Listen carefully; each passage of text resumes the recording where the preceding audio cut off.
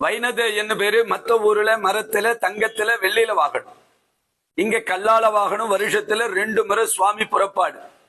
மார்கழி பங்குனில வருஷத்துல 2 முறை இவரை வெளியில தூக்கும் போது முதல்ல 4 பேர். 4 பேர் தூக்கும் போது வயிற்றிருக்காது. அப்புறம் 8, வாரைய சேர்த்து 16, 32, 64. வெளியில போய் பெருமாள் அலங்காரம் பண்ணி சப்பரத்துல வச்சு இழுக்கிறது. தெருவுக்கு போயிட்டு உள்ள வரும்போது 64, 32, 16, 8. அதே போல 4 பேருக்கு சன்னதி உள்ளார் வருவார்.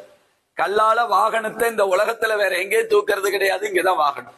6 கால பூஜையோட இருக்கார். பிரார்த்தனைகள்லாம் அவருக்கு தான். பிரார்த்தனா மூர்த்தி சேவிக்கிற அத்தனை பேருக்கும் எல்லா விதமான இஷ்டகாமியங்களையும் பூர்த்தி பண்ணி கொடுக்கிறார். 9 பாம்பு இருக்கு. கிரீடத்துல, காதுல 2, தோல்ல 1, மார்புல 2, கையில, இடுப்புல, கத்திலன்னு 9 பாம்பு இருக்கிறதுனால நவகிரக தோஷங்களை பூர்த்தி பண்றார்.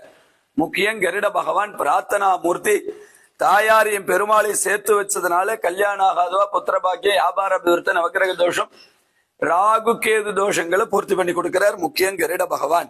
தத்புருஷாய வித்மஹே ஸ்வர்ணபக்ஷாய தீமகி தன்னோ கருட பிரஜோதயாது.